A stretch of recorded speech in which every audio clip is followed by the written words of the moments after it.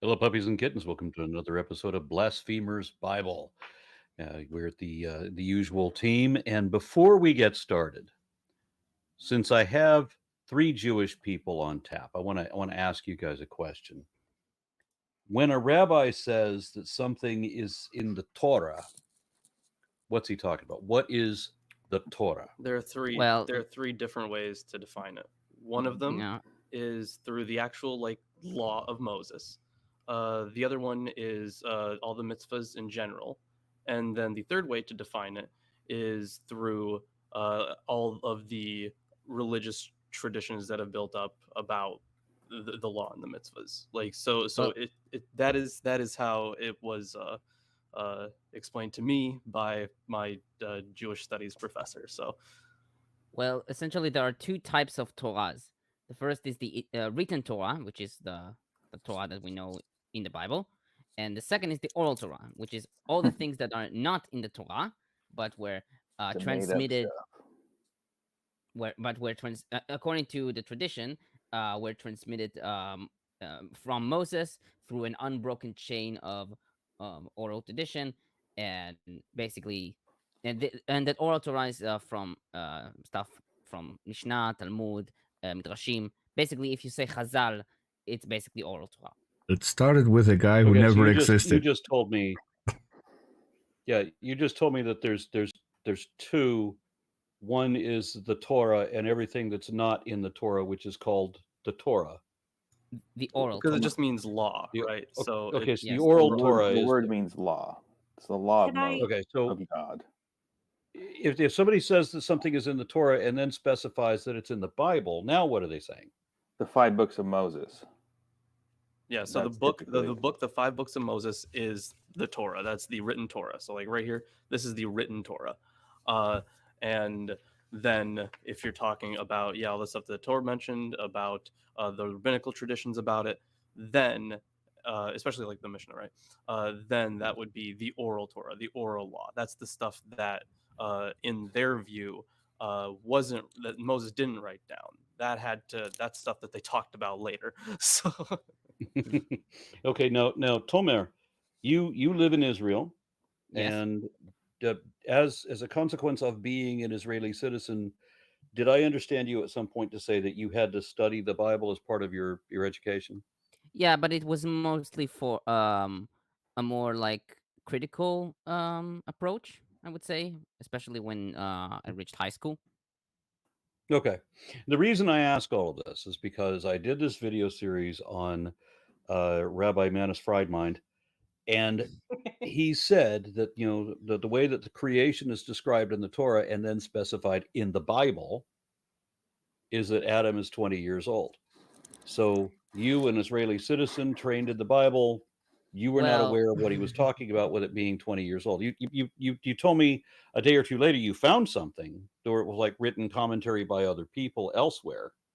well, you could say that the source that I cited is Genesis Rabbah, which is a midrash around compiled around the time of the Talmud, I believe, 400 500 CE. yeah, around So, there. yeah, but essentially that's all the. I think the midrashim are also like a part of like the oral tradition, but it's not like the law. It's mostly like stories. Okay, so let me just get this straight. The bit that talks about how Adam was built to appear as though he is, intellectually and physically developed to 20 years old. That was written around 500 in the Common Era. Well, the thing is, the idea probably existed earlier. The apologetic probably existed earlier because, These are like, the thing is, compiled. during yeah. that As time. much as we give them flack, rabbis aren't like inherently stupid. They're wrong a lot, but they're not inherently stupid. So, like, they realized issues in the texts. So, I mean, I think I think there is a subcategory of like history of logic, which is Talmudic logic. I mean, the rabbis' logic is like way, I way honestly, I could see making the extrapolation. Every depiction of Adam shows him as being a fully developed adult. I And get that. I get that. and there's the obviously there's the 13 with the bar mitzvahs and yada yada yada. But in the section we just read last time, with the military conscription survey, they looked at men 20 years and up, or 20 to whatever. Yeah, But but I there could was see the discrepancy of imagining that, okay, you are a legal adult at 13 at this time period, you know, like contextually for Genesis, when Genesis was written, you would be considered a man if you're 13. Fair? but a full but only of an age for like military conscription at 20. So maybe that Gotcha. it would make more sense to create him 20 than 13. I'm a little surprised at that, because I mean, when you go to war and you're wasting tens of thousands of people against tens of thousands of people, you're going to want as many people as you can. And there's a bunch of 17 and 18-year-olds that went to war in World War II, you know, and 16-year-olds that try to get into World War II. So why would you not do the same thing in the Bronze Age or Iron Age? The thing is, they didn't really live that long back then, right? So like they would push that lower boundary, you know, lower, so people could be military men earlier. Yeah. So, but the reason that I ask about all this is because, one, I just want to be forthcoming. I said that Rabbi Friedman had opened the statement with something that was not in the Bible. He said it was in the Bible. He said the way that it's described in the Torah. Then, well, that's the Torah. He says the Torah. That's not the Bible necessarily. Didn't he say It's both? not the Bible And at then all. he said in the Torah, in the Bible. Yeah, so now he's clarified that he's specifically talking about the Bible. You studied in the Bible in Israel, you know, raised in the Jewish religion. You were not aware of this, so I could be forgiven for this. But people that criticize me for my ignorance of the subject, in not knowing that there was this other commentary written, you know, written in 500 whenever. Yeah, I cite them all the time. So I grew up in the same community as Rabbi Manis Friedman. Like, I went through the same education system that he went through, meaning to say the worst education system you could ever go through. But anyway, when he was saying the Torah says, he definitely was referring to like the idea of the law, the Torah in general, as opposed to the Bible, which sometimes is called the Torah. Normally it's called Tanakh, which is the acronym for the 3 sections, or it's more specifically the 5 books of Moses.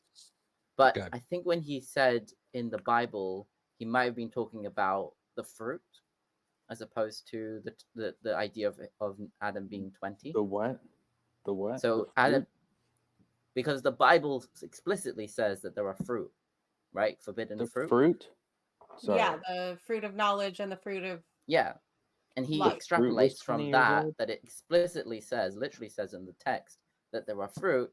He extrapolates from that, meaning that this means that there is trees with fruit on them, they're mature trees. The idea of Adam being 20 is not in the text. That does come from a midrash. And he was made a interestingly man, enough, and trees were made, you know, in an aged form. I mean, that's clear from scripture. So 20 is just made it up. does come silliness. from the text. But the idea that he's 20 is from a midrash, and interestingly enough, I think the Quran also says that he is 20 years old. Okay, and I just wanted there to be a public statement. If I'd said that, you know, the guy said that it was in the Bible, it is in fact, you guys agree, it was in fact not in the Bible, but then neither did he pull it out of his own ass, because there's this other commentary that, you know, rabbinical scripture that the rabbis would know about, that presumably most Jewish people in his audience would know about, but that I as an outsider would not have known about. Hey, I just realized something, Isaac, and Tomer. Mandatory conscription starts at 18 in Israel. Why is it not 20? It's not I don't know. Ask them. I mean, like, I was. They have a whole book about the. Well, they didn't. Israel isn't a religious. What are you guys doing? Theocracy. Said it said 20 in the text we read last episode. That Right. it says 20 now. Who knows if that number has been adapted over time? It certainly wouldn't be the first time that numbers did a little flippy floppy in the Bible. So, but it would at least be a comparatively rational train of thought. Yeah, I think that the age 20 is used for other things, not just for conscription age in Right. Levitic in Numbers. It's also like there's this idea of 18, you get married, 20, you study you get a job, you work, at 30, you learn something 2 else, at years 40, you married learn with no Kabbalah, job? whatever. There's a whole like system of like what age each person does. So there's an old idea of 20 being like this certain maturity point. I just want to say, like, one of the things, like, yeah, it makes sense that, you know, an outsider wouldn't necessarily know what he was saying when he says in the Torah, because the word Torah but is he not... also specified in the Bible, in the Torah, in the Bible. Yeah, if it's right, the because Torah he was in the quoting Bible. from the Bible as well. He was Yeah. quoting the idea of the fruit, which is where the idea of this mature world comes from. But I want to say that he is, I think generally he talks to a crowd that is made up of religious people, of Jewish people that are maybe not the same religiosity as he is, but he's talking to mostly a Jewish crowd, and like people that would normally have some background in like the more basic Jewish ideas of like what the Torah is, and People who would take certain things for granted that he's then at liberty to take for granted without justifying them. Yeah, the way I he also talks want to is... specify in this series that in no point would I imagine that Rabbi Manis Friedman represents Judaism or apologists or theologians in general. I can easily see how there would be many other rabbis shaking their heads and saying, "This man does not represent us." Yeah, I would say he does represent the ideas that Chabad, the ultra-Orthodox Hasidic group that he is part of, what they learn and what they kind of teach in their communities and stuff, but not necessarily what they're actually learning, like the students in the yeshiva, the way that they're being taught is probably even more fundamentalist. Like this is already like, oh, you're asking questions? Oh, here is this letter that the Rebbe wrote about the age of the earth in the 60s, which explains this idea, which is what he was quoting more or less. I can send you the original letter if you want. No, that's fine. So we're done with that guy, and we're going to move on to Numbers 4. Lawrence, do you have an opening comment on this?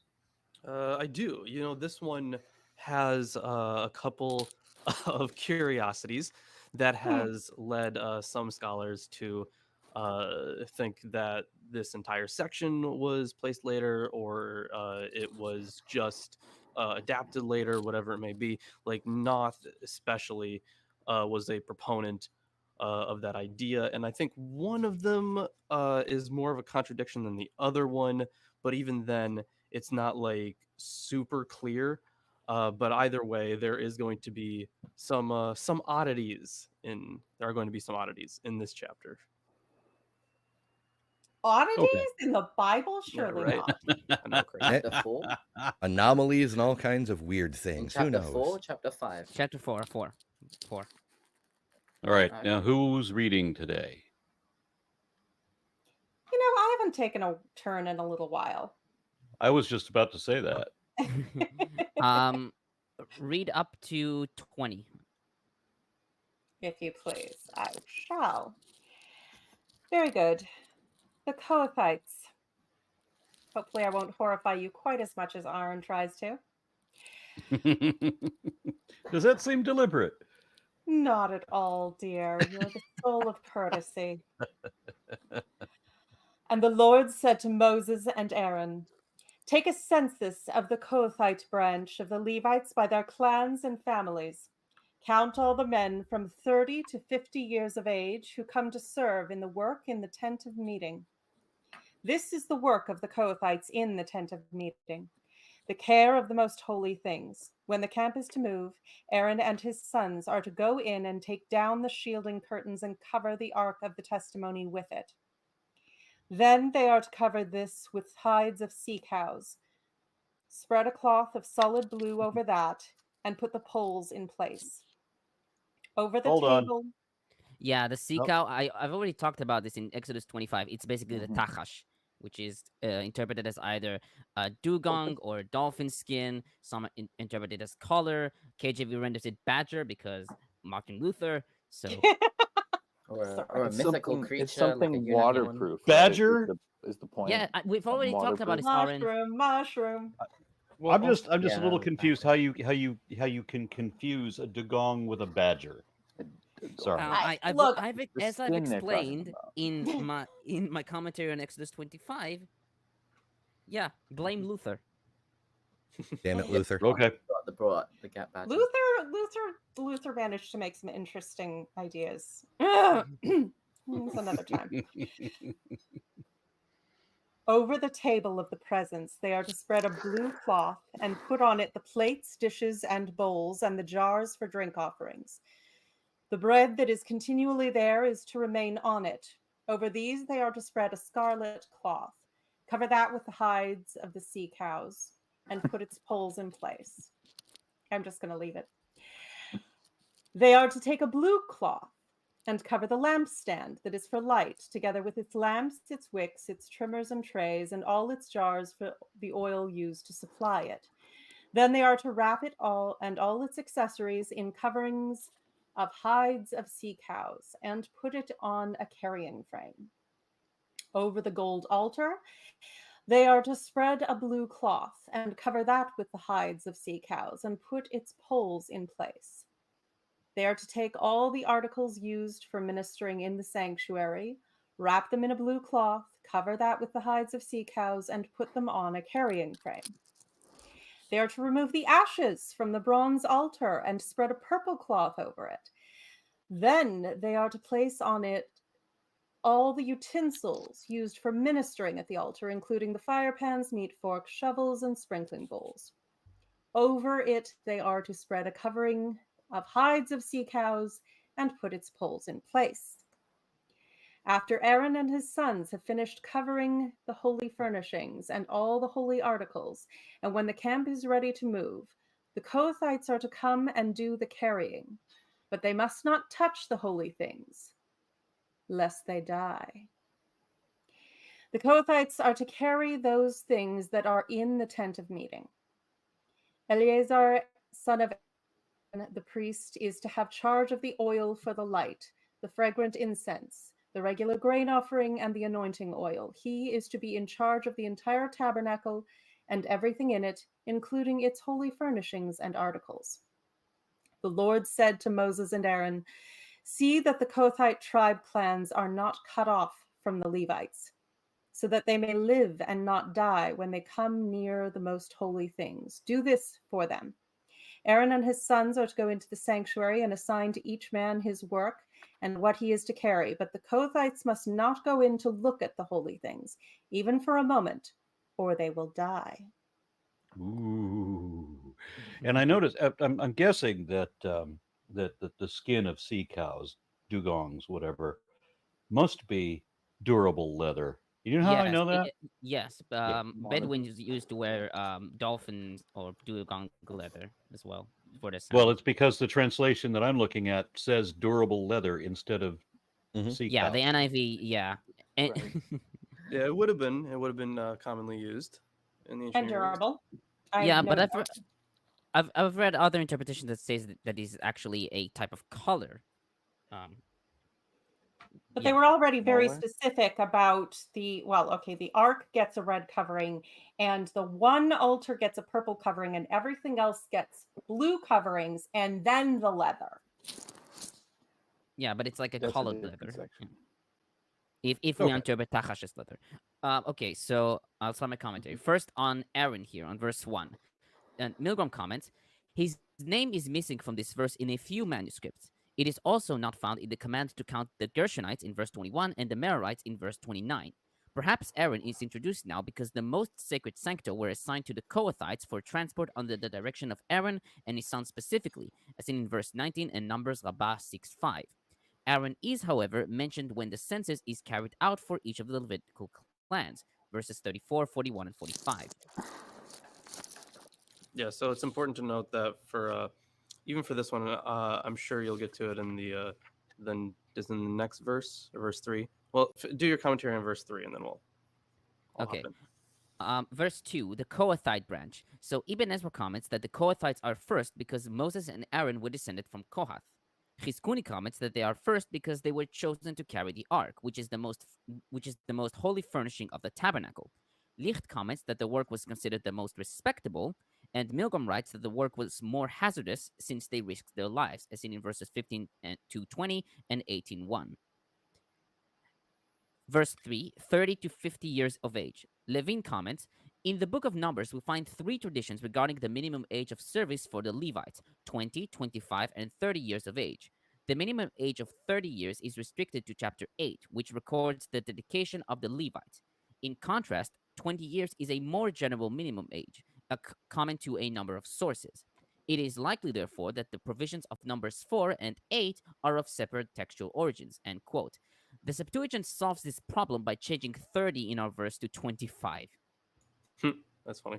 But yeah, so it does Average. preserve many traditions, and chapters 4 and 8 contain 2 separate ones, and then the rest of Leviticus more generally, or not Leviticus, sorry, Numbers contains the 20-year one. So I think that was the first contradiction that that Noth noted. Although it's hard to say that one's a contradiction because one is from military conscription, but then when we're talking about the being for the Levites, you could see that one as a contradiction. For attending to the temple.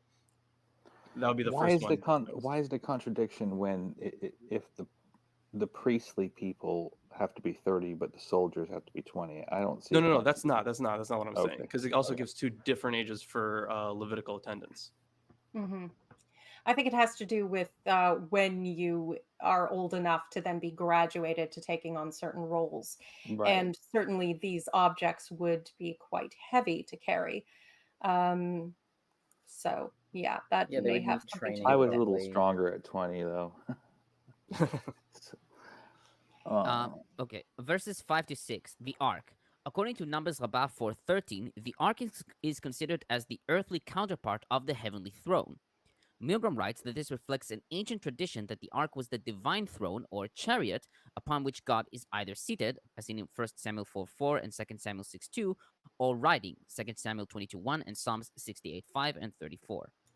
It's never really clear that God is the one riding it. But because I actually did, interestingly, this is kind of on topic. I actually did a video on heavenly horsemen and the whole divine equestrian motif in the Bible and ancient Near Eastern literature. And I mean, so it's not really clear that God's riding it or anything. But I do want to point out that there are one of the ideas that I subscribe to that I subscribe to that is not super common in scholarship, but Romer does argue for very well in his book The Invention of God that the because of what you just mentioned, that the ark was seen as a reflection of the heavenly throne, the ark was therefore a statue of Yahweh in the temple, and a lot of that stuff has been made unclear. But when we get to the vision in Ezekiel, I think that what he is describing is the heavenly counterpart, is that heavenly throne. And in a sense, I think he's also describing the historical Ark of the Covenant, which, in my view, would have been a statue of Yahweh. It's possible. I mean, only the elect high priests, only Aaron's family, even of all the Levites, were allowed to go in and actually see the ark, and that only very rarely. I mean, I'm confused. Isn't there a description of the ark, though? Are you saying that description matches a statue of Yahweh, or what? I'm saying that it does, but it doesn't give you the full description of the statue. Okay. That's what I'm saying. It does have it does very much reflect that with the cherubim around and the throne and the glory and all of that. Although it's more like a litter. Like all of these things have rings in them, and then you put a pole through and carry it on your shoulders like a litter. Well, yeah, for carrying it, yeah, absolutely. Yeah, but Which I think we're going to get into in the next verse. Yeah, the Keithites or co. Yeah, but I recommend Romer's book, The Invention of God, for that, because he makes a very good argument. Interesting. Verse 11, the gold altar. This is the incense altar described in Exodus 30:27 and 31:8.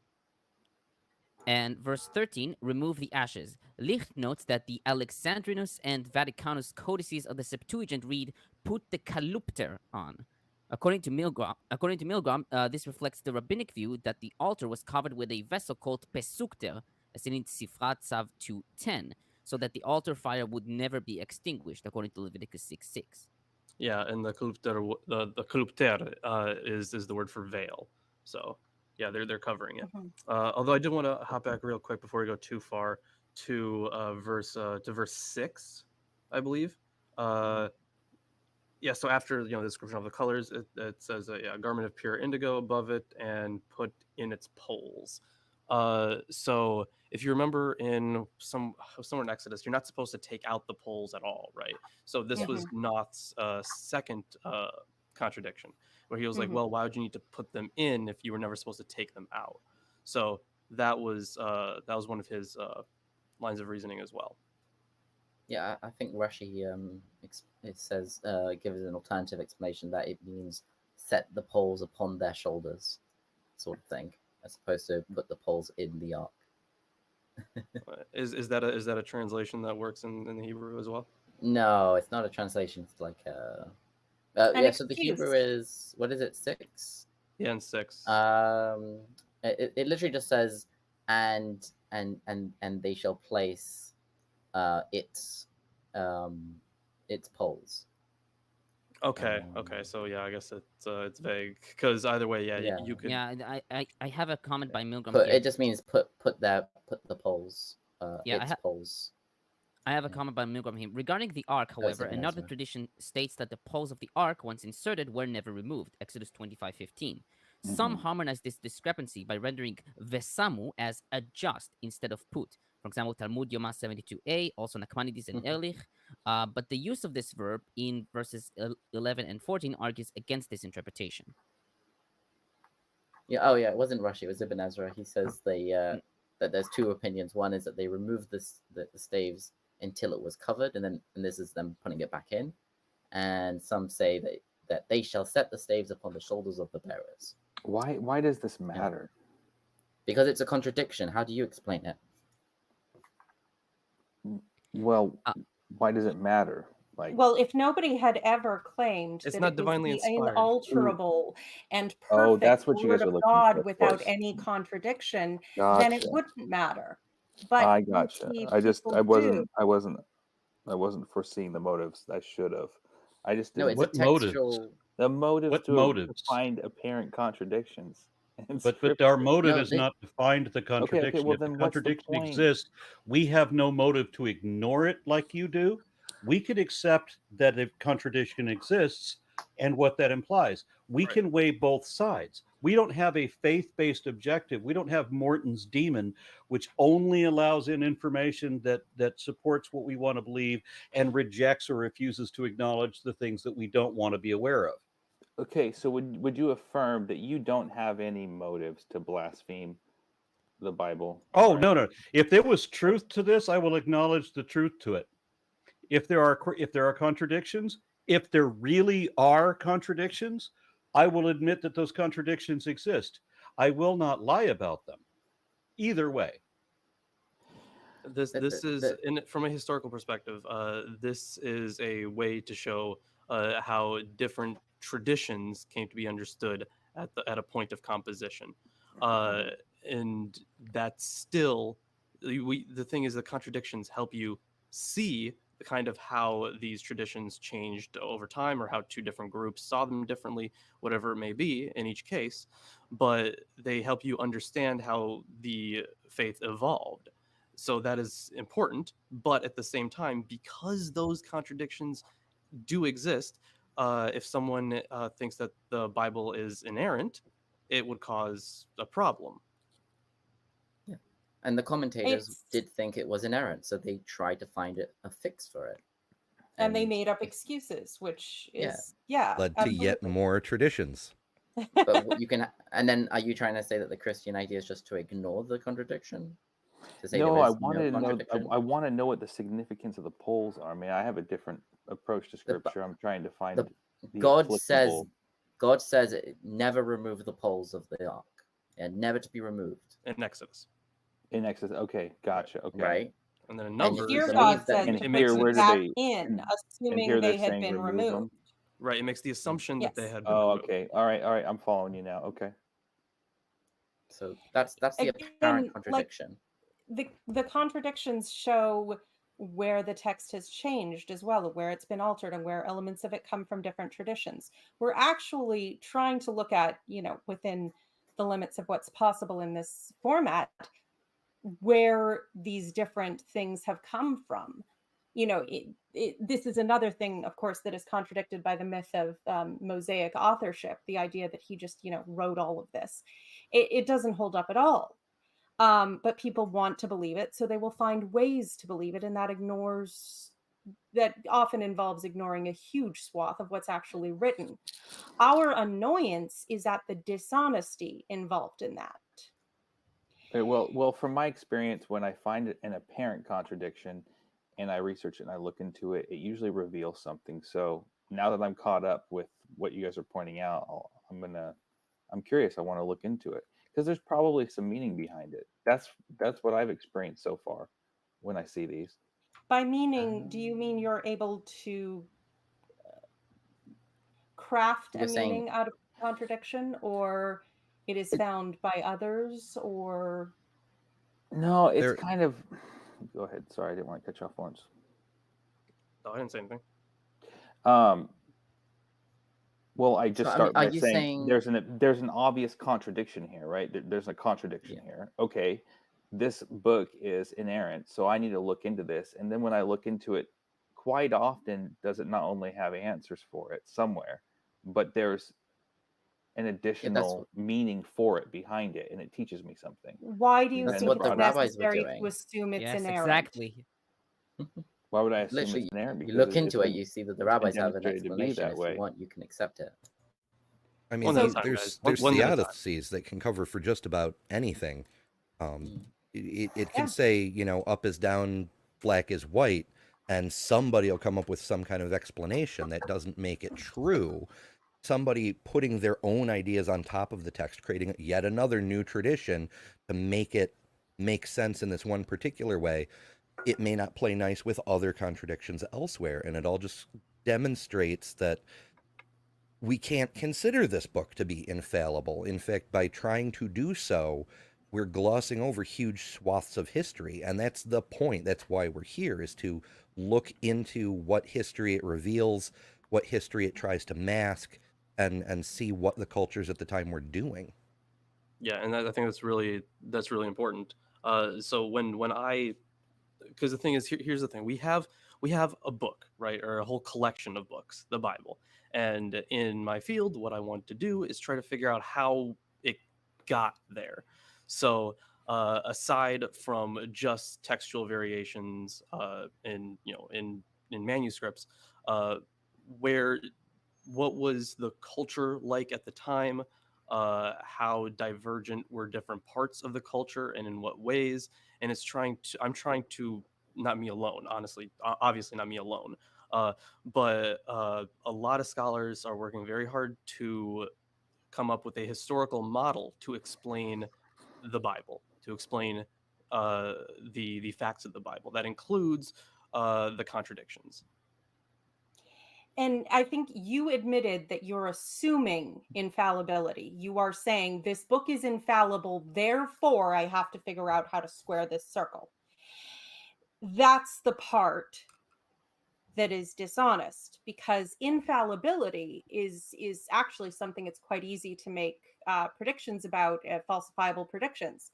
An infallible book will be non-contradictory and all the rest of this.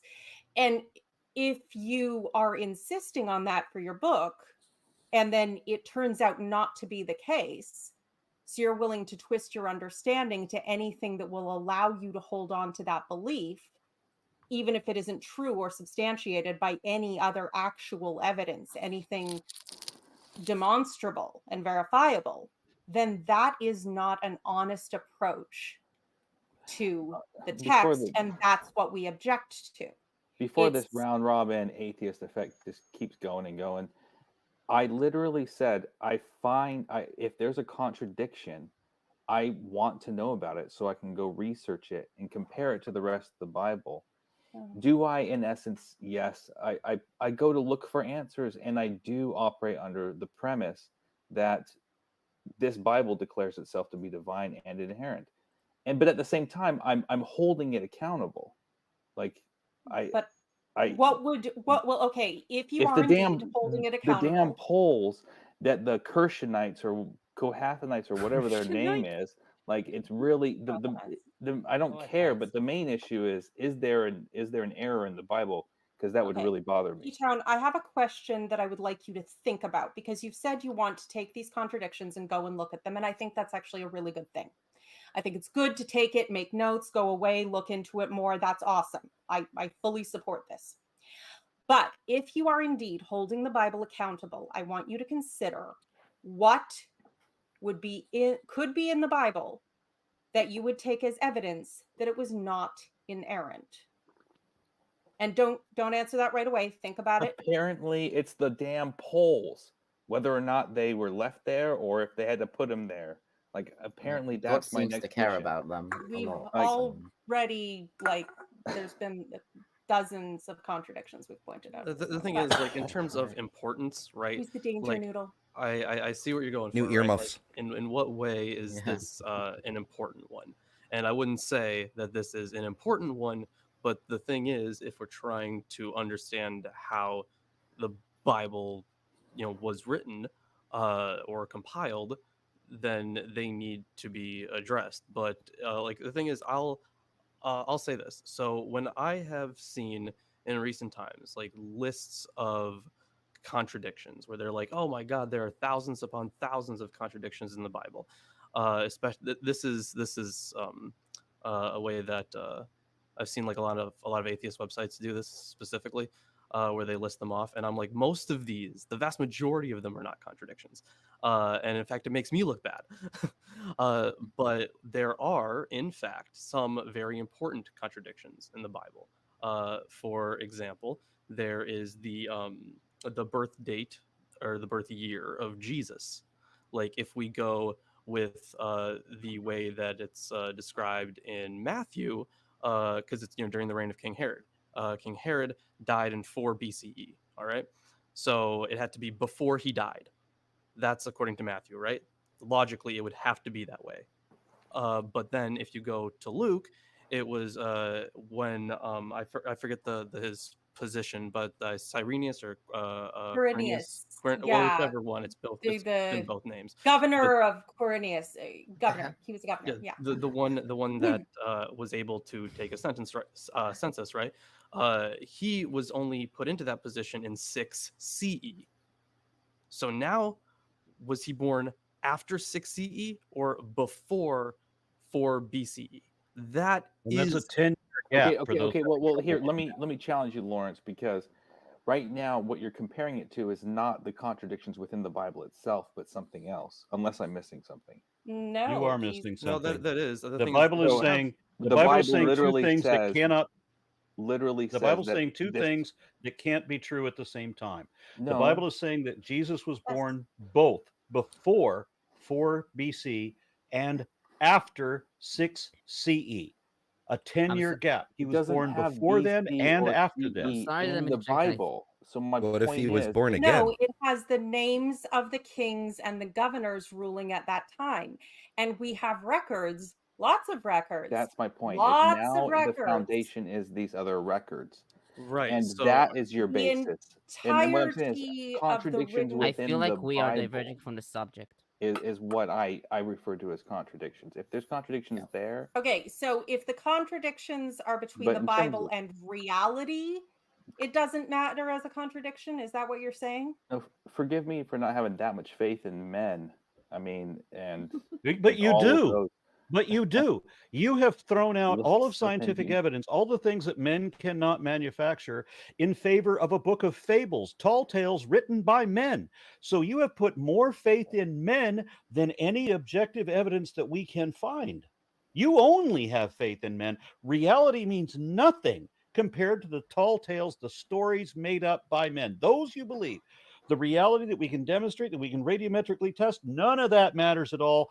All you have faith in is men and the stories they made up. In order for that statement that Lawrence just made about the time when Herod ruled, when Quirinius ruled, and the gap in between, it would have to mean that someone either perfectly erred by exactly 10 years or deliberately manufactured every single mundane bit of paperwork associated with their realms, their connection to Rome, all of their taxes, all of their forms, every bit of letter, every mundane government piece of paperwork surrounding them, everyone that comes after them that refers to events in them, hundreds of thousands of pieces of data, of mundane data that nobody has any need to forge. You don't forge a fishing bill from 300 years ago. It's boring. Why would you do this? All of those would have to be very specifically all wrong by exactly the same amount.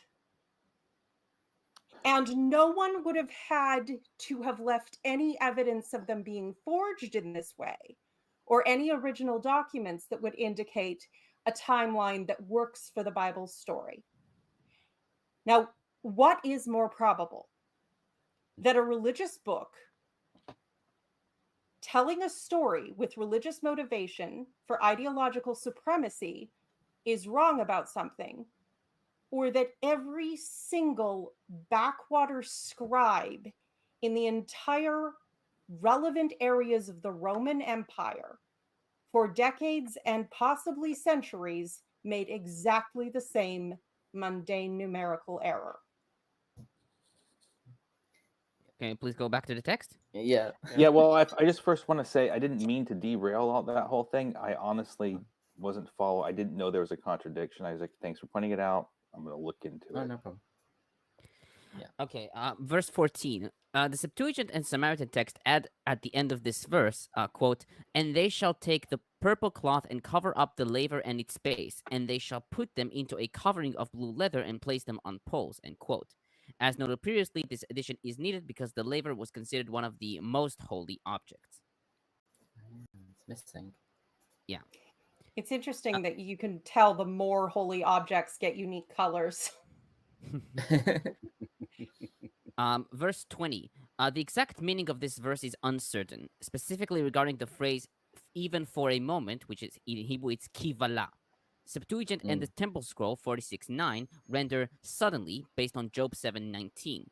The Targums, Peshitta, and Sa'ad Gaon render "covering," i.e., the Levites are warned not to look at the holy whilst it is being covered. This is also how Chazal in the Talmud Yoma 54a, Rashi, and Rashbam interpret kivala. While Levine and Ashley support the former rendition, Milgrom prefers the latter and notes that in the ancient Near East, viewing sancta was considered taboo and potentially lethal, as seen in ANET page 649, lines 128 to 129, and page 618, lines 449 to 450. The Samaritan text interprets kivala as an angel. Which is pretty neat. I think they just read kivala as sort of like persona, name? an angel. Yeah, there's actually, I found an interesting article called "The Angel of the Lord in Samaritanism" by Yal Fossum. I'm going to post it on chat if people are interested. Very interesting. Yeah, and I'm done for my commentary on this part. Okay, All I'm going to right. read a comment Rachel Mhm. Light says, "Beautiful snake, Aaron. What type is it?" This is a blue-eyed leucistic ball python, and Aww. she's our most sociable ball python. Blue Eyes White Dragon. Yeah. Yes, Blue Eyes White Dragon. Let's go. Yeah, She's but trying to be your she doesn't mustache. yet Get she yourself a doesn't dark yet know magician. how to be jewelry. I have other snakes who know how to be jewelry. She hasn't quite adapted that yet. But you're warm and she likes to snuggle. Yes. Yes. She likes to snuggle things to death. Well, she's choking you much less than last time's visitor. So All right, so we are on what verse now? 21. 21. Are we on 21? We are, Okay. Lila, continue, please. of course. The Lord said to Moses, "Take a census also of the Gershonites by their families and clans. Count all the men from 30 to 50 years of age who come to serve in the work of the tent of meeting. This is the service of the Gershonite clans as they work and carry burdens. They are to carry the curtains of the tabernacle, the tent of meeting, its coverings and outer coverings of hides of sea cows. The curtains for the tent, for the entrance to the tent of meeting, the curtains of the courtyard surrounding the tabernacle and altar, the curtain for the entrance, the ropes, and all of the equipment used in its service. The Gershonites are to do all that needs to be done with these things. All their service, whether carrying or doing other work, is to be done under the direction of Aaron and his sons. You shall assign to them as their responsibility all they are to carry. This is the service of the Gershonite clans at the tent of meeting.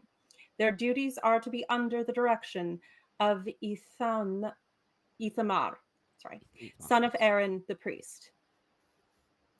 Now, do you want me to continue through the Maronites? Yes. Yes. Yeah. Count the Merarites by their clans and families. Count all the men from 30 to 50 years of age who come to serve in the work of the tent of meeting.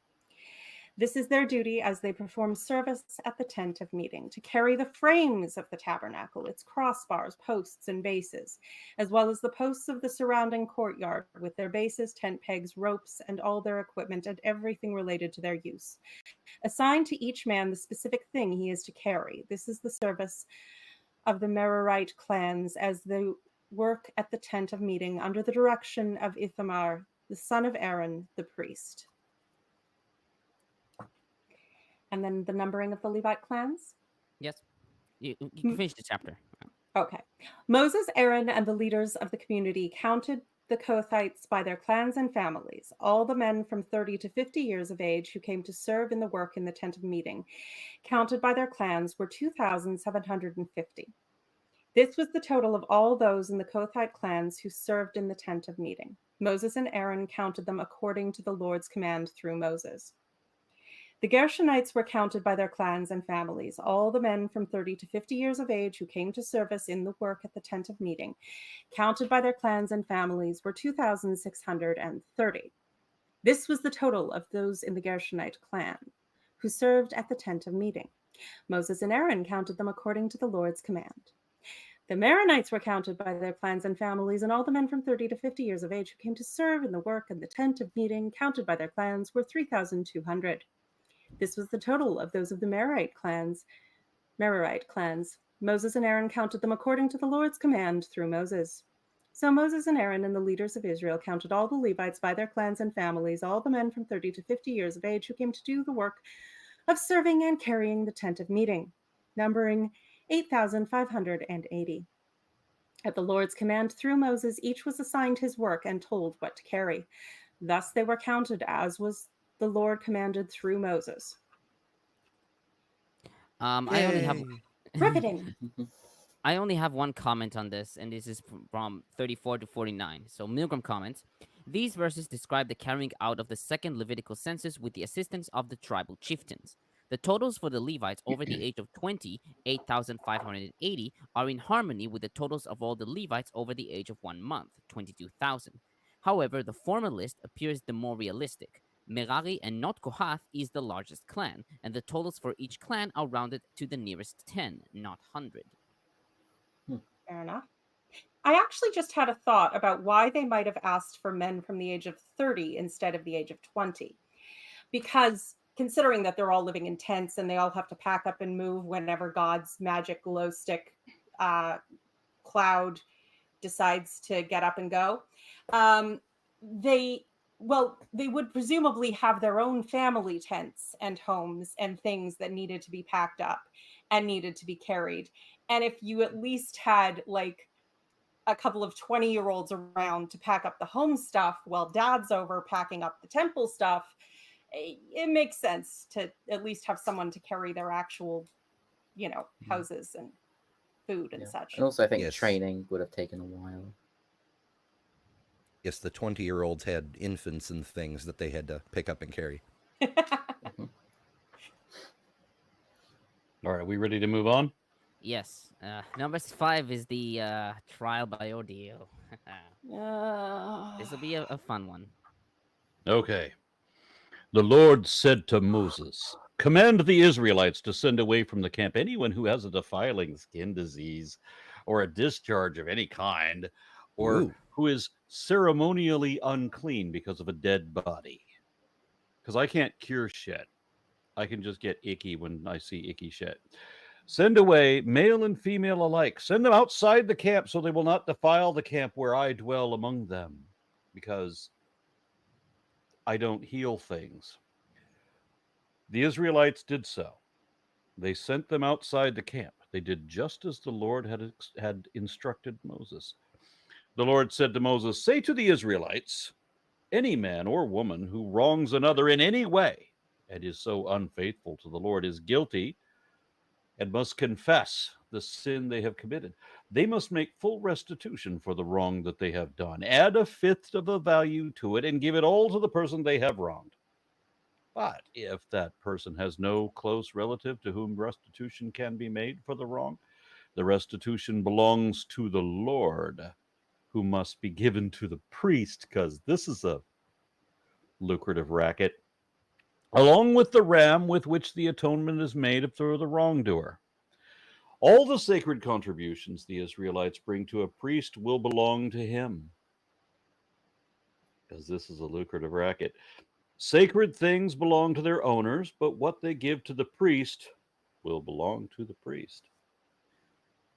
Then the Lord said to Moses, "Speak to the Israelites and say to them, if a man's wife goes astray and is unfaithful to him, so that another man has sexual relations with her, and this is hidden from her husband, and her impurity is undetected, since there is no witness against her and she has not been caught in the act, and if feelings of jealousy come over her husband and he suspects his wife and she is impure, or if he is jealous and suspects her even though she is not impure, then he is to take his wife to the priest.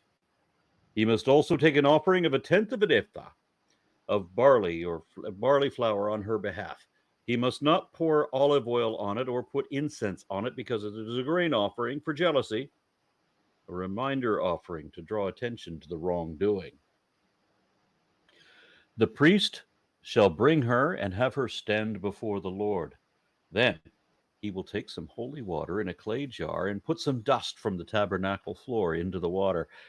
After the priest has had the woman stand before the Lord, he shall loosen her hair and place her hands on the reminder offering, the grain offering for jealousy, while he himself holds the bitter water that brings a curse.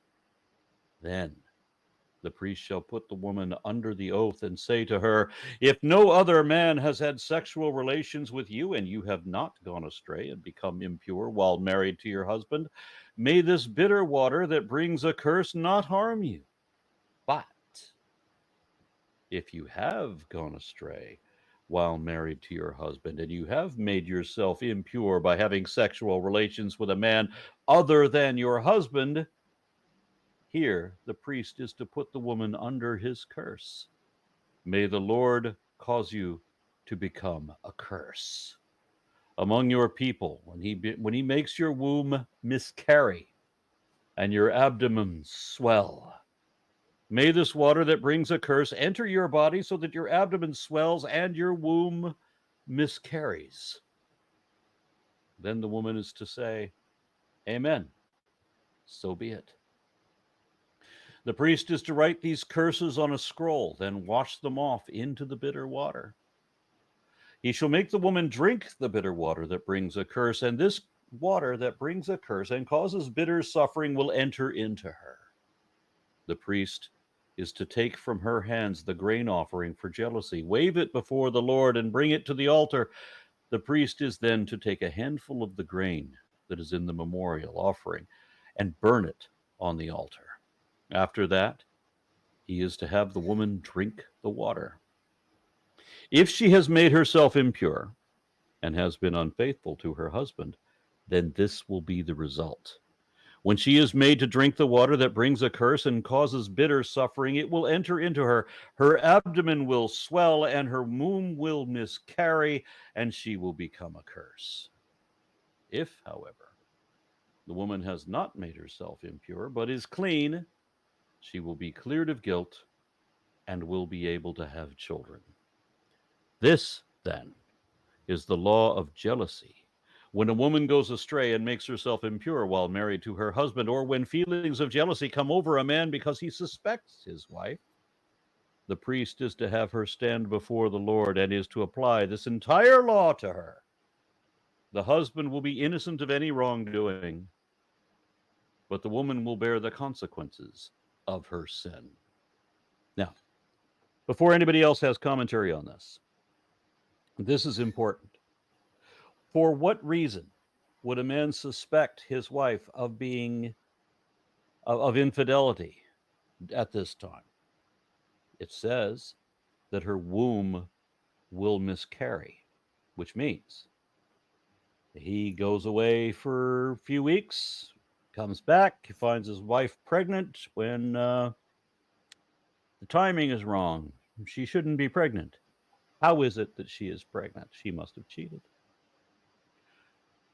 The womb will miscarry, and by some translations, she will be barren. In some translations, it says that her thigh will rot and fall away. We know that in Jewish tradition, in the Talmud, it says that from from conception to 45 days, the fetus is only water, and that from 45 days until birth, it is considered a limb of the mother, and specifically the thigh. But it says here that if she's guilty... Hold on a second. I had a phone call. What was the last part, Aaron? What's considered a limb or a thigh? The fetus. The fetus. Really? I mean, that's, Yes. I just got off that phone call, and then why? It's an Why? innuendo. Or where? Or what Yes, are we talking about? I forget I can look it up for you, and maybe the other Jewish scholars here can look it up for you. But yes, there is in Hebrew scripture, like in the Talmud, there are references that explain that from 45 days until birth, the fetus is considered a limb of the mother, specifically referred to as her thigh. So in translations of the Bible that say that Not the thigh will Bible, rot not and the fall away, Bible, not the Bible. You're but doing the in rabbi thing that translations you of don't. the Bible, in the translations of Numbers 5, which is in the Bible, in those translations where it says the thigh will rot and fall away, we now know what it means by the thigh. It doesn't mean the left thigh, it doesn't mean the right thigh, it means the fetus.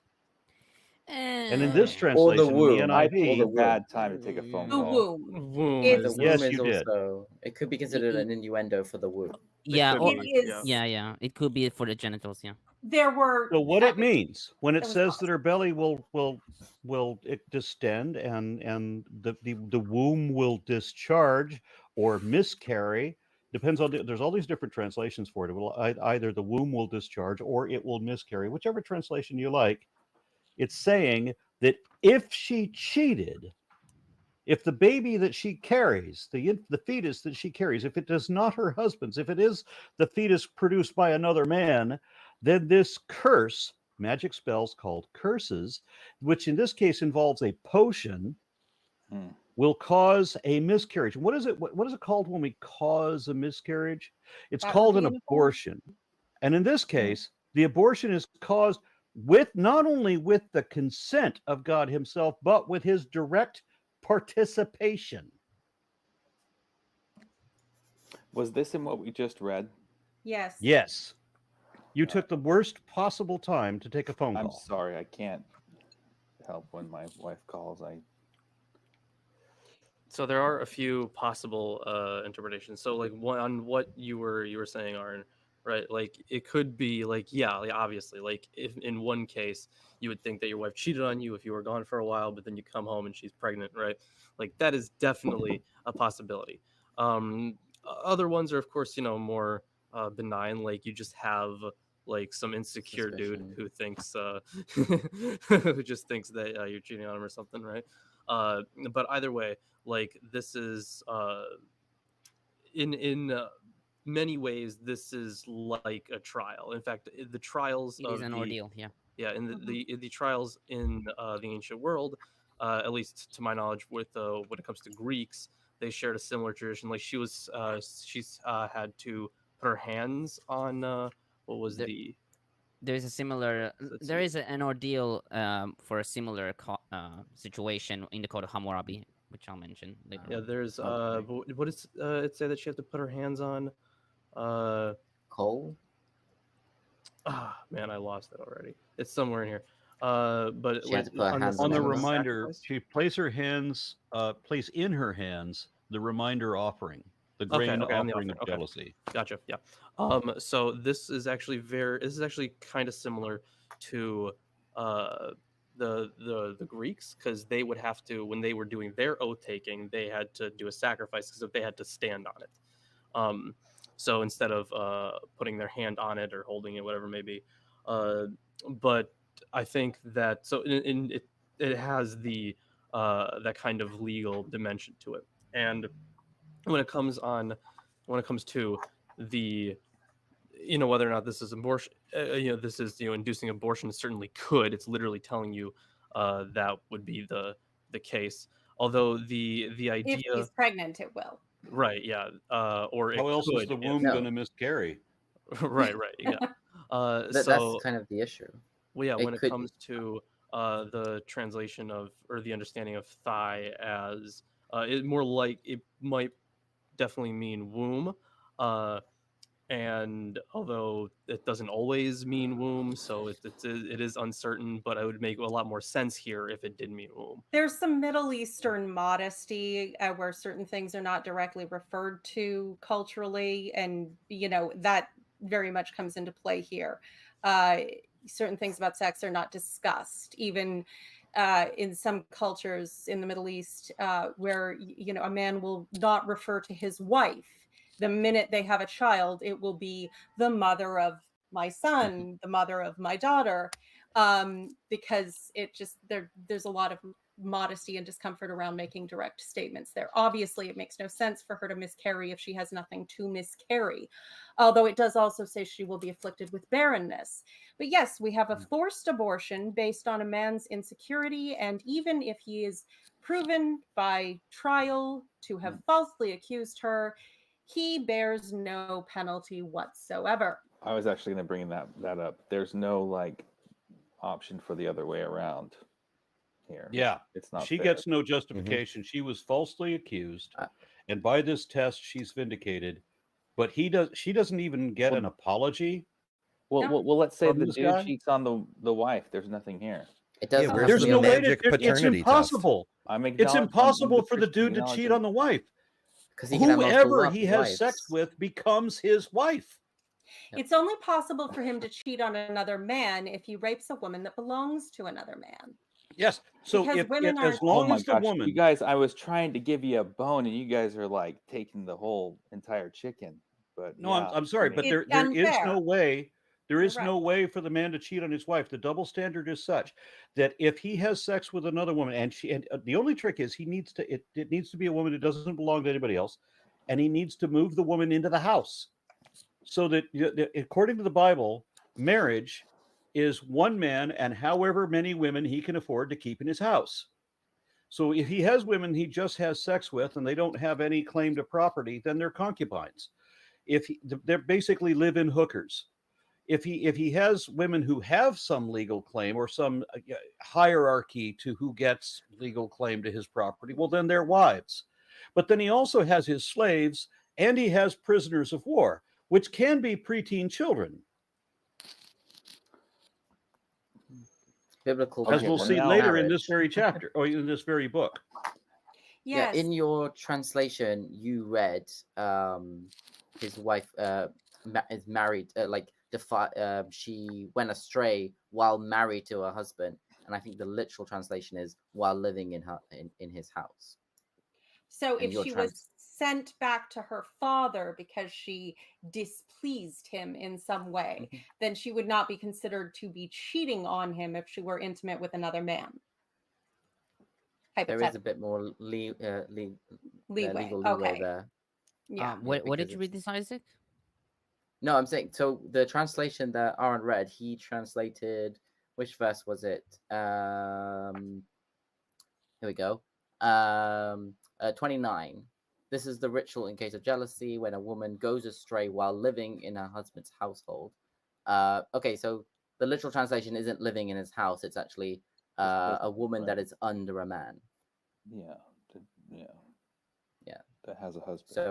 So that's translated as married to him in your translation, and in my translation, it's living in her husband's house. Yeah. So P-Town's question was, what happens if a man cheats on his wife?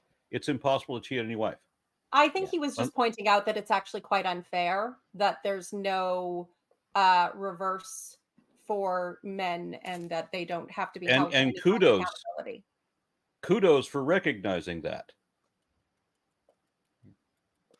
There's still apologists today who make the argument that there's no misogyny in the Bible when it's clearly very, very sexist. It's sexist as hell. I mean, yeah. I shouldn't say the word, but No, it is. It absolutely is. It's horrible. But I appreciate you pointing that out. That is one of the things that, I'm sure you can't imagine why that would make me mad, Oh, I definitely can imagine why you're mad. It's almost like I object to being treated as an property. innate quality where I know when you're mad. Yes, I'm very subtle. It's very, very, very astute of you to observe that. I did not think that we would. I didn't think that we would breeze through the abortion chapter quite so quickly. I didn't know. I have a comment. Yeah. Homer hasn't finished. That's the problem. Yes, that is the problem. Oh, we're ready. Yeah. So verse 6, wrongs another in any way. In Hebrew, it's mikol chataot ha'adam.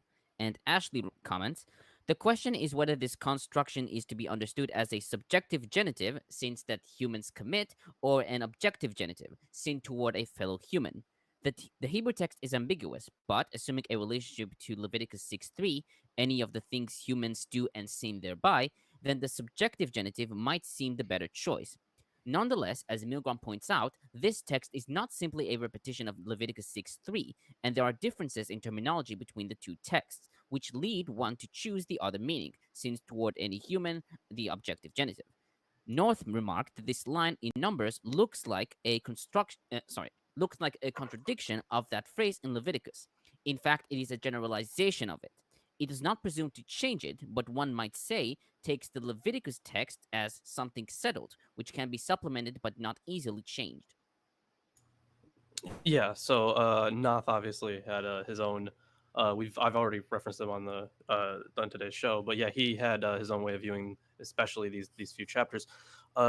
And I did want to point out that for anyone that doesn't know, because I only learned about this from my Greek course, because this doesn't exist in English, at least as like a case. But a genitive is essentially when it shows possession a lot of the time. Like, so it could be like, if I would say the dog of Aaron, right? Aaron there would be in the genitive because it has that of, so it shows possession. That is what a genitive is. For anyone that's wondering. It's not just wives, but it's wives, concubines, slaves, and anyone else who is the possession of the man. Verse 7: a fifth of the value of it to it. Milgrom comments, the penalty for apprehended theft is double the value of the stolen article, Exodus 22:3, or more, Exodus 21:37. The intent of the sharp reduction of this penalty here to 20% is to encourage the voluntary surrender of the theft.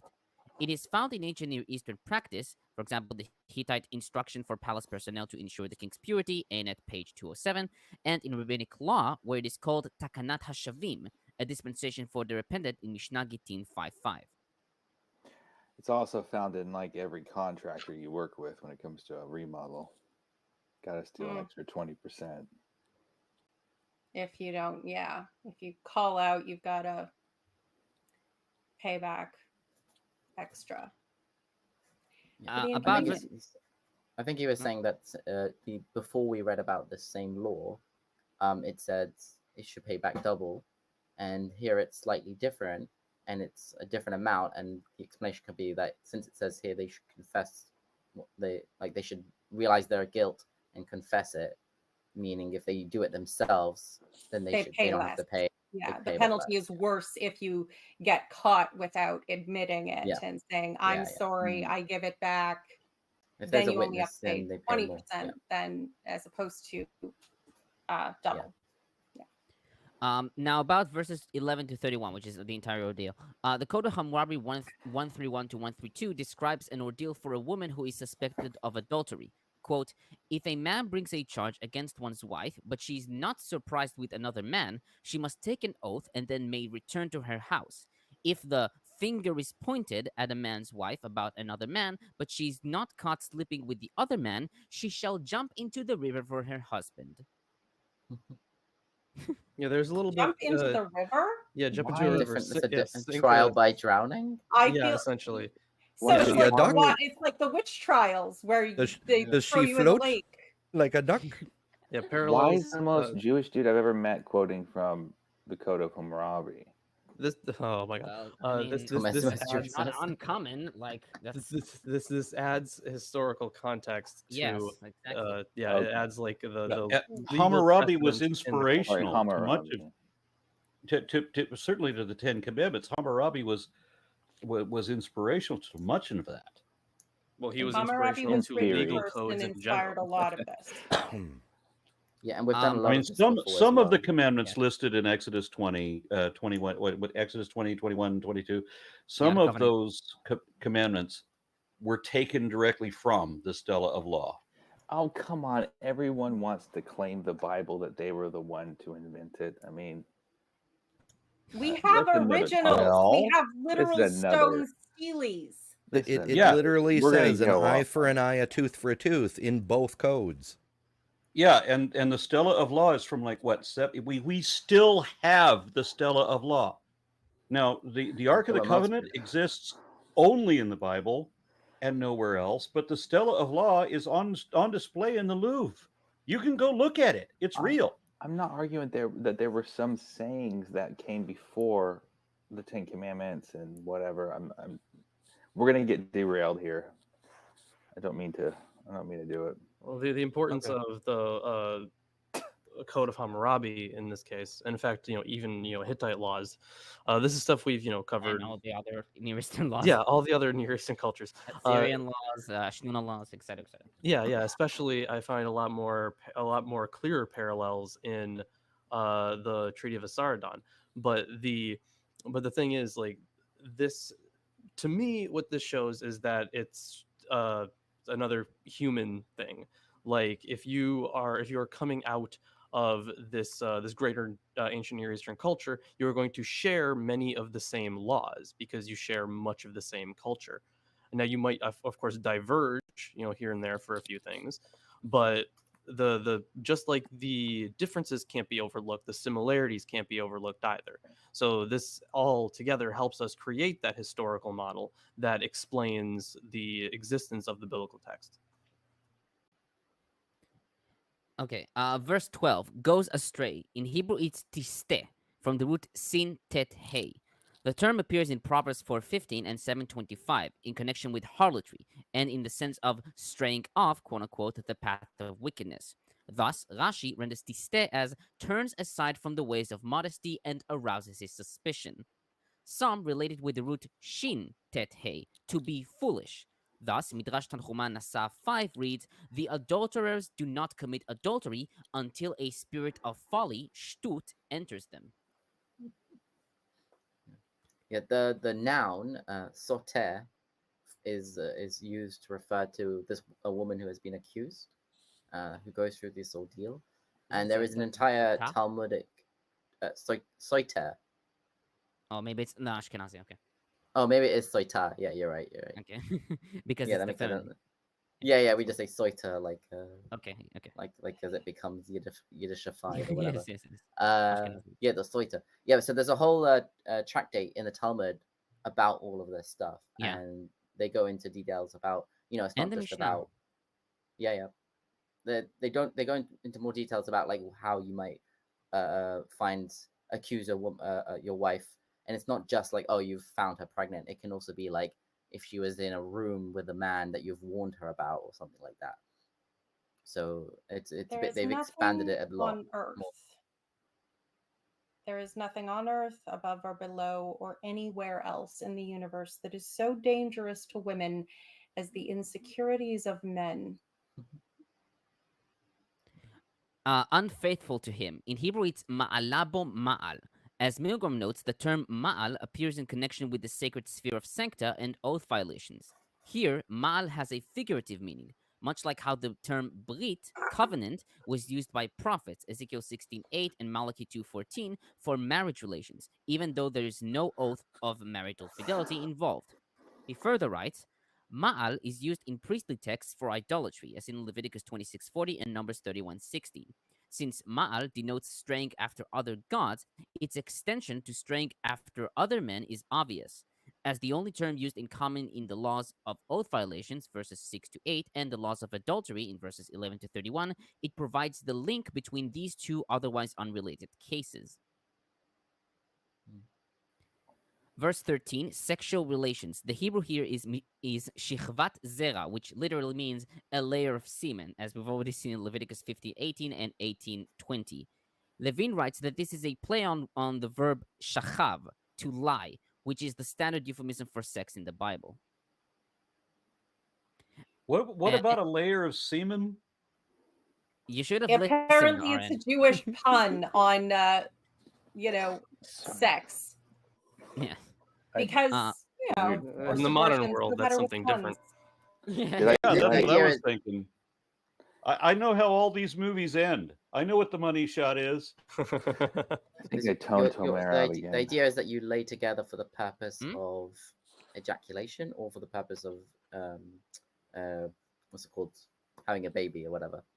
I think I tuned him out again. Insemination. I missed this. Insemination. Yeah, you can't have a baby at the end of any of the movies I'm talking about. Is that what's the right words? Goodness me. Mm. It's What? not called insemination. It's another word, Bukkake? No, just No. when the sperm and egg meet. That's what's it what you called? were talking about, Oh, Aaron. fertilization. Fertiliz- Yeah. Isn't it funny how often the word bukkake comes up in all the yeah, shows that we do exactly. with Please Tomer? don't mention this word ever again. Unless it is relevant, like that previous that once. Yeah, we got one more place in the Bible where it will be relevant. Yep. Okay. And her impurity. In Hebrew, it's nitma'a. Licht writes that this impurity, quote unquote, is not a ritualistic one, but an ethical one, as is used to express disgust over sexual relations outside of marriage. We see this term used in connection with the rape of Dinah in Genesis 34:4. Right. The English translation I have has defiled herself. So English word that again also means both. Yeah. Yeah. No witness against her. Milgrom comments, although capital punishment may not be imposed on the basis of the testimony of a single witness, according to Numbers 35:30, this verse implies that the case of an adulteress is an exception. The rabbis in Mishnah Sotah 1:1 circumvent this possibility by requiring that she be previously warned by her husband in the presence of 2 witnesses against secluding herself with her suspected paramour. Philo, in Laws 3 of sections 54 to 55, required that both husband and wife argue their case before the High Court in Jerusalem, thus enabling the wife to refute her husband's charges and thereby circumvent the ordeal. She has not been caught in the act. In Hebrew, it's lo nitpasa. The word nitpasa has been interpreted to mean either caught during the act, as in the Peshitta, Targums, and Ibn Ezra, or raped, according to Deuteronomy 22:28, and as seen as in Sifrei, Talmud Ketuvot 51b, and Rashi. Levine writes that if we accept the latter, we will have to introduce consent into the legal equation, and the ordeal will be applicable only when the wife had consented. He questions whether such a qualification would have been stated, since a rape victim was never held accountable for her consequent defilement. If we accept the former, then there is no witness against her is tautologous. As Milgrom notes, Licht proposed reading it caught in a different manner, like seeing her in suspicious circumstances and pressing her to confess. Verse 14, feelings of jealousy. In Hebrew, it's ruach kin'ah, which literally means spirit of jealousy, as KJV renders. Milgrom reads ruach as fit, as seen in Isaiah 19:14 and Hosea 4:12 and 5:4. He also notes that in Proverbs 6:34, kin'ah connotes possessive emotion. Licht writes that the term means unwilling jealousy, as if a spirit came and forced the man to be jealous. Ashley, however, prefers to read kin'ah as suspicion, since the primary connotation of jealousy is restfulness and restfulness and passiveness, which are inappropriate for the present context. Right, because he couldn't be jealous unless a demon made him jealous, because he's not a petty, insecure bitch.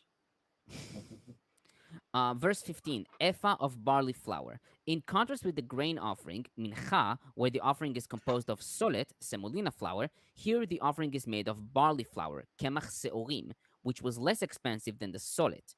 Licht writes that the barley represents either suppression of the spirit, quote unquote, or the humiliation of the woman. Milgrom notes that barley flour was a staple of the poor, as seen in Ruth 2:17, and of animals, 1 Kings 5:8. Thus, Rabban Gamliel in the Mishnah Sotah 2:1 explained the offering, quote, just as her actions were the actions of an animal, so too her offering is animal food. He must not pour olive oil or put incense on it. The incense, quote unquote, here refers to frankincense, Hebrew levona. This again is in contrast with the grain offering, as in Leviticus 2:1. According to Psalms 104:15, these ingredients were associated with joy. Thus, their absence indicates either a case of sin or suspicion of sin, according to the Talmud Sotah 15a and Menachot 6a. Offering to draw attention to wrongdoing. In Hebrew, it's minchat kenaot, literally jealousy grain offering. Levine comments, it is a normative term, one that says something about the emotions or attitudes promoting the offering, namely, that they are heated and hostile. Furthermore, the offering calls attention to wrongdoing. In verse 18 below, we find this term alongside another, minchat zikaron, the grain offering of record, expressing the same thought. Perhaps we should also compare the term minchat shav, a grain offering of falsehood in Isaiah 1:13, which is parallel with ketoret to'eva, incense offering of abomination. The holy abomination. Sorry, no, that phrase stood out to me. Incense offering of abomination. Abominations are always worth noting. Yeah, true. Verse 17, holy water. According to the Targums and Mishnah Sotah 2:2, followed by Rashi, Ibn Ezra, and Rashbam, this is the water that came from the consecrated laver, described in Exodus 30, verses 17 to 21 and 29. The Septuagint reads pure living water, with Levine supporting this rendition based on Ezekiel 36:25 and Numbers 19:17. Put some dust from the tabernacle floor into the water. Levine comments, quite clearly this procedure served to link the ordeal to the tabernacle by introducing into its procedures a substance taken from its sacred space. Earth would make the liquid ingested by the suspected woman taste unpleasant, a condition that would be enhanced because the prescribed liquid will ultimately contain ink as well. Earth would also associate the ordeal with death and punishment because dust was so prominent in rites of mourning, as in Joshua 7:6 and Ezekiel 27:30, and is elsewhere associated with cursing, 2 Samuel 16:13, end quote. Milgrom notes that dust from the courtyard was an ingredient in a prophylactic potion for the horses and troops of the Babylonian kings, and dust from the city gates of Mari were used in a water ordeal. Was used. So dust I'm a little trampled by confused. They have- men and beasts and possibly covered with the blood of sacrifices, plus ink and a couple other things, could only taste bad if God cursed you. And did I hear you right? That's a prophylactic poison? Yeah, prophylactic potion. Potion. Mm-hmm, mm-hmm. Potion. Yeah, get some iron in your diet from all the sacrifices. Okay.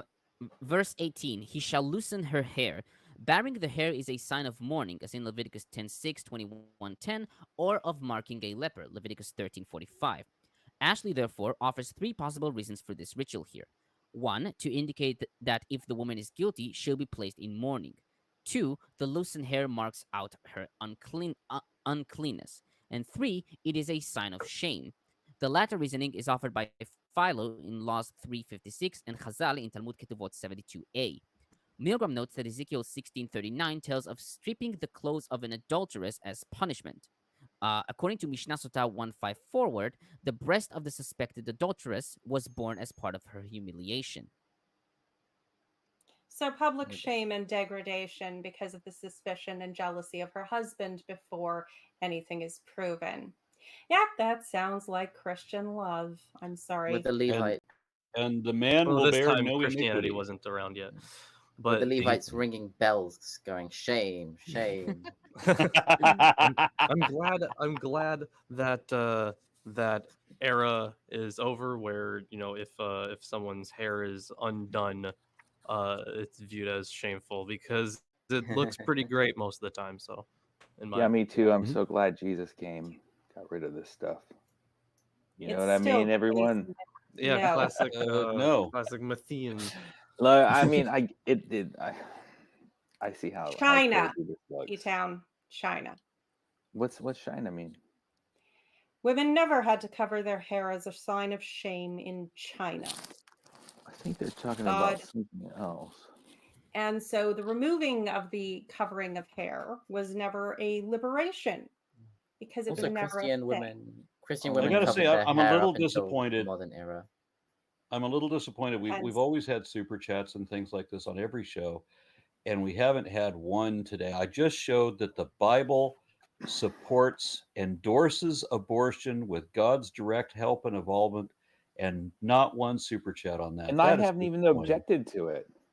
And we Goodness really do. me. Well, I think it's because we don't normally do Tuesday, we do Wednesday. So it possibly we should have announced that a lot more so people could have seen. But yes, We do need also to we remind also had everyone Don't that- we also super had chat. someone Ours is in gonna chat become a who was Christian, and we also had someone in chat who was Sorry, go ahead. derailing the entire chat, and so that might have been an issue as no well. doubt. Of course, Mighty that Chicken. me? Was That that me? guy. No, Damn no. chicken. No, it wasn't No, Mighty it was, Chicken. It might have been me. All right, so It- are we moving was on an to? alleged No, biologist. I haven't finished. Are we moving my- on to? I didn't even- haven't we didn't even finished Say my it. commentary. Will someone please pay Oren? Okay. Tomer, The- learn to wrap it up. No, the bitter water Yeah. that brings a curse. In Hebrew, it's mei hamarim hame'arerim. Some object to the rendition of marim as bitter, since adding earth to water does not make them bitter. According to Chazal, either they are called bitter because of the effect of the waters upon the woman in Sefer Numbers 11, or because a bitter ingredient was added to it, Talmud Sotah 20a. Also, since marim is an adjective, we would have expected to read maim marim, like maim kdoshim, holy water, in verse 17. Thus, Milgrom writes that marim must be a noun. Septuagint reads waters of proof or testing, probably from morim, derived from the root yud resh he, to instruct. Milgrom notes that Godfrey Driver related it with the root mem resh he, rebel, and so renders waters of contention. And Jack Sasson related it with mrr, bless in Ugaritic, and hence part of a merism, waters that bless and curse, i.e., waters of judgment. Yeah, I think Levine actually didn't he translate it as a condemnation. In the JPS, it translates it as spell-inducing water. Yeah. But it says meaning of Hebrew is uncertain. Yeah.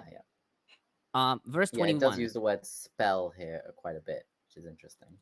Yeah. Verse Well, 21. May yes. the Lord cause you to become a curse. Rashi explains, everyone will curse through you. May a curse befall you the way it befell so and so. Make your This is womb so and so. makes your womb miscarry and your abdomen swell. The Hebrew meaning of this phrase is not clear. The first part is et yechech nofelet, which literally reads, make your thigh drop. The thigh in the Bible is a euphemism for the genitals. Ashley, however, writes that it is associated with males, as seen in Genesis 46:29, whereas this passage is the only one where the term refers to the female. Thus, he proposed that fallen thigh indicates the atrophying of the womb as to make childbearing impossible. The second part reads ve'et bitnech tzava. While bitnech means belly, the term tzava is a hapax, and early translations render it swollen, and the Vulgate renders swell and burst asunder. Ooh. Ah, There have been a few ways of interpreting that. Alien? Let me just finish Go this real ahead, quick. go ahead. Most scholars agree with this rendition, with Milgrom noting Akkadian cognate tsabu, to flood, and thus the effect of the curse will be to flood the woman's uterus, making it certain that she would be unable to conceive. Yeah, so there are multiple ways to interpret this condition. I think actually in other cultures, something very similar was described, like even in Egypt. And I think right now one of the ideas is what's it called? Pelvic prolapse. So Hmm. yeah, that has but even in those other cultures, right? They would have, they would try to mitigate it. They would have certain spells and potions for it and stuff. I doubt they really worked, but they It tried. sounds Herbs and like poultices. it sounds like Alien. It sounds like the Chestbusters. Like just like swell and burst asunder. Yeah. Yeah, Yeah, that's the I mean, Vulgate. Interestingly, this could be considered worse from like a strictly biblical perspective than it being a miscarriage, because God Mhm. explicitly says you shall not make a eunuch or whatever. You should not cause someone to be barren, and yet here that the curse is causing her to destroy her womb and become barren, which could be seen as Yep. even more worse than just aborting one fetus. Verse Tomer. 22. Yes. Go ahead. Yeah. Answered my I'm question. sorry. Go ahead. I'm sorry. Verse 22. Amen, so be it. Hebrew Bible reads Amen, Amen, as the KJV renders. Levine comments, the repeated response Amen, Amen is unusual. In Deuteronomy 27:15 and Passim, the people respond Amen each time they accept as binding one of the many terms of the execration. Here, the repetition probably reflects the binary formulation of the execration. The woman answers amen to both the negative and the positive alternatives. The Sifrei comes close to this interpretation. Quote, amen that I did not defile myself, and if I did, in fact, defile myself, may the water enter me. End quote. Verse 23, on a scroll. As Ibn Ezra notes, the Hebrew Bible uses the definite article, ba sefer, the book or scroll, which indicates that they used a specific scroll meant for this ritual. Verse 24, make the woman drink the bitter. Rice So, paper. Moshe Weinfeld comments, although we do find a water drinking ordeal among the Hittites in Anet page 210, 4 lines 50 and forward, it is not about a suspicion of a woman's unfaithfulness against her husband, but a suspicion of a priest's unfaithfulness against his God. If a priest is suspected with eating something that belonged to a god, he must take on himself a curse with an oath, and afterwards drink from a rhyton, which is a type of drinking horn. It's interesting if the ink, because they write the curse with the ink and they wash the ink off. Depending on how the ink was composed, that's the part that could have a real world effect. Are you done? Tomer? Oh, Tomer? did he cut out or something? Did We you broke glitch? him. All right, he's broken. Okay. Yes, he is. Oh, he says his internet's out. His internet is out. Oh, Oh. okay. All right. Yes, Okay. thank you for repeating that. Yep. Mighty Chicken offers $1 with no message. Thank you very much for that. Yay, chicken. $1. Thank you. And then Minute Rice offers $6.66 and says, I'll need to learn to let Tomer finish. It's We true. tried to. He glitched. We all know he likes Okay. Yeah, I'm not sure. All right. If so this next section, if we decide to go into the next chapter, I say if because the next section is the Nazirite vow, and there is. It's like There's through chapter quite- 5 to 10, right? It's kind of a new section, right? Well, I mean Lawrence? I would say it's definitely more of a new section, right? Because you're talking about a very specific Ember? group, the Nazirites, right? I'm still And, here. like, Okay. Oh, No, I dropped If out. you my if you internet, would prefer, Lawrence, I think we Tom can- has we got can more, wait on though. this. yeah, Tomer might have more on this chapter. but- about what? Did you have more on the chapter? Yes, I do. Okay. More. Yeah, my internet. Yes, I do have more. There's a Verse bit- 27. yeah, there's a bit of interesting stuff left. Yeah, verse 27. When she is made to drink the water. This phrase is found at the beginning of the verse as in KJV and JBS, but is not found in the Septuagint and Peshitta. While Licht comments that this is an unnecessary addition, Milgrom writes that it makes sense if we understand verses 27 to 28 as an editorial summation of the prognosis. Verse 28, will be able to have children. In Hebrew, it's nizre'a zara, will be seeded with seed. And the Septuagint also, shall seed seed. Peshitta Yeah. reads, shall bear a male. And Targums Suda Jonathan, her brightness will shine forth, and she will find affection before her husband and become the mother of a son. Interesting that they say it would be a son. All right. Yes. I'm guessing and you don't want to quote Rashi on that one. Wait, is that about the whites? Yeah. No, I didn't want to because that felt. Okay. Yeah. Well, the main thing is like if she was barren until now, or if she had pain during childbirth until now, then like, then what is this like? This is a blessing. Like if you go through it and you. All right, I have to go. your husband, Apparently, there's a would get disaster blessed for my with- 4-year-old in her first day of preschool. So, Ah, Oh my See gosh. ya. Sorry. yeah. good See you luck with guys. that. Yeah.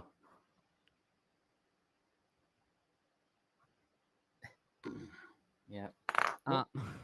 Oh, yeah. I mean, I didn't really want to include his comment because it was a bit racist. I don't know. I didn't Well, I know mean, if it was. it's not historically. We don't know the historical context of it. That's Yeah, for we sure. don't know it, but it's yeah, it doesn't sound good Yeah. today. That's for sure. Yeah, verse 31. Levine notes a problem regarding the ordeal. The husband may have libeled his wife and unjustly hurt her by his suspicions. He writes, clearly, if the ordeal confirmed the woman's guilt, the husband would be cleared of any wrongdoing, whereas the condemned woman would bear the punishment of her wrongdoing. She would undoubtedly be divorced and would henceforth be ostracized and considered undesirable as the wife on any other Israelite man. End quote. Yeah, but what happens to the man when she is innocent? Nothing. Yeah, nothing probably. Yeah, it expressly says no repercussions either way. Yeah. Yep. I mean, she's blessed to have more children with him. Yes. If some of the commentators, if not the text, say that she will then be blessed by his further attentions and bear him sons, Yay. which will make her so happy. Yeah, because bearing sons is so much more valuable. I think there's also Than something bearing about that the son daughters. will be a Nazarite, and that's why the next chapter is. Which segue That to the might be next a chapter. suggestion. Yeah, Right. Yeah. And something about there- the disheveled hair. yeah, there's definitely a quite strong later Jewish tradition about how awful it is to have a girl, Oh, especially yeah, I'm talking about the Wisdom of Ben Sira, Ben yeah. Sira, yeah, Yeah. Ben Sira. He's like the universe cries whenever this happens. Like he goes real hard. Yeah, yeah. Gosh, that sounds like Martin Luther's writings too. Yeah, so I know that so that was the end of the chapter commentary, but I don't know if we should get into the next chapter because I know that when it comes to the Nazarites, there has been a Oh, whole bunch of work done. Yeah, we probably want on Pete that. around as well. there's going to be Okay. so much to say about that chapter. Yeah, definitely. All right, so we will hold off and do number 6 coming Saturday. Okay. All right. I want to thank everybody. I also have one more chat to read. John Osaki offers $20. Thank you very much, John. And says, great show. Enjoy Joseph Smith too. Thank you kindly. Thank you, John. All right. See you guys this weekend. Bye bye, everybody. See you then.